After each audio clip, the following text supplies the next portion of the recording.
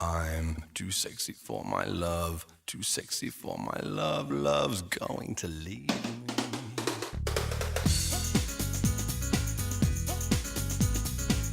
Salut! Le mois de février, c'est le mois de la Saint-Valentin. Je vais vous parler d'amour. Mais est-ce que c'est ça l'amour? Est-ce que c'est être sexy?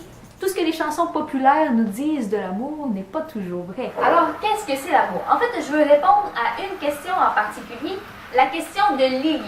Lily, c'est un surnom, un nom de code. Et d'ailleurs, Lily, je te remercie énormément pour ta patience parce que ça fait quand même déjà des mois qu'elle m'a posé cette question-là.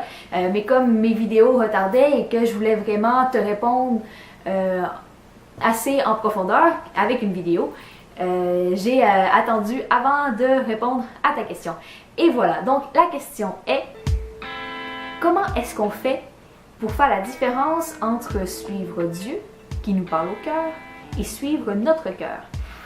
C'est un sujet duquel Lily et moi, on a déjà parlé. En fait, elle me parlait un peu de sa vision romantique de l'amour et de la vie, qui est une vision très courante et qui est encore plus facile quand on est adolescent. Je ne suis pas encore trop vieille pour ne pas me rappeler ce que c'est que d'être adolescente. Et j'ai des petites sœurs également adolescentes qui sont là pour me le rappeler.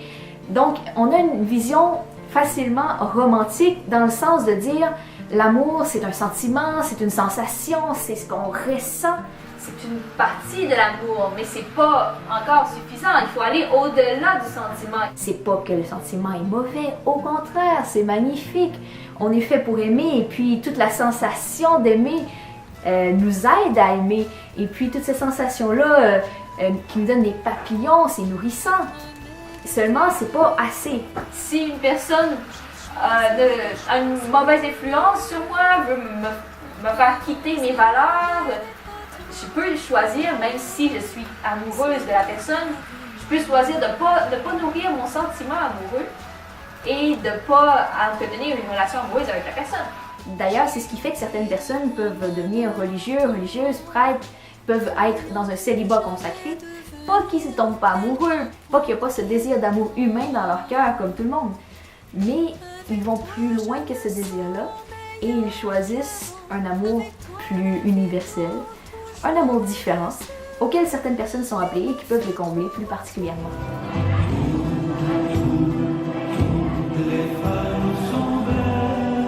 Comment est-ce qu'on fait pour savoir quand est-ce que c'est notre cœur qui parle et quand est-ce que c'est Dieu qui parle à notre cœur? C'est une très bonne question, Lily, merci de la poser. Et en fait, il y a plusieurs indices pour ça. Premièrement, je dirais, je conseille à chaque chrétien d'avoir un accompagnateur spirituel.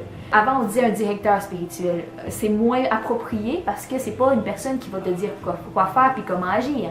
C'est une personne qui va t'accompagner, qui va te donner un reflet de ce que tu vis. Parce que comme on est soi-même, c'est difficile d'avoir un point de vue objectif sur ce que l'on vit et de discerner qu'est-ce qui est bon puis qu'est-ce qui est moins bon. La deuxième chose, c'est que quand Dieu nous parle au cœur, c'est par la paix qu'il parle. Et donc, si quelque chose te donne la paix, il y a de bonnes chances que ce soit le chemin que Dieu veut que tu prennes.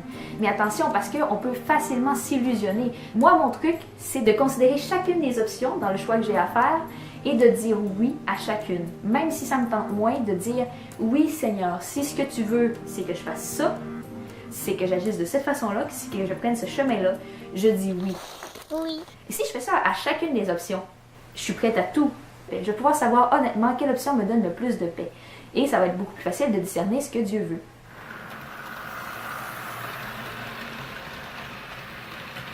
La troisième chose, c'est les éléments extérieurs.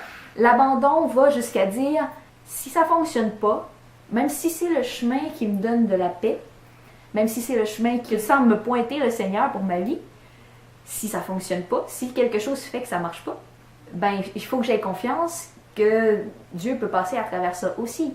Il ne faut pas que j'angoisse, il ne faut pas que j'essaie à tout prix d'y entrer. Si Dieu veut que ça soit ça, il va s'arranger pour que ça marche, les circonstances extérieures. Exemple, je suis encore à Saint-Prime, au Lac-Saint-Jean, alors que j'étais supposée être en Pologne. J'avais des projets en Pologne, des plans en Pologne, mais tout s'est mis à fonctionner, disons, différemment de ce que j'avais prévu, différemment de ce qui semblait être les projets que je fondais sur la volonté du Seigneur. Mais je regarde les autres options, j'essaie de voir où le Seigneur me veut. Il faut rester ouvert et avoir confiance jusqu'à... avoir confiance sans limite en fait. J'espère que ça t'éclaire un peu, Lily, pour répondre à ta question.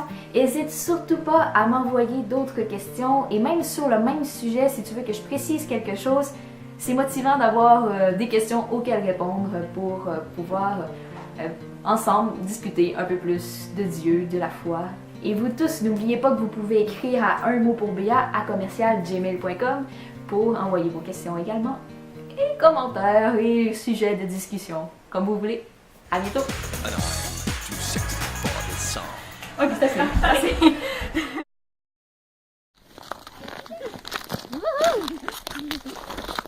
Puis, c'est-tu plaisant? Oui.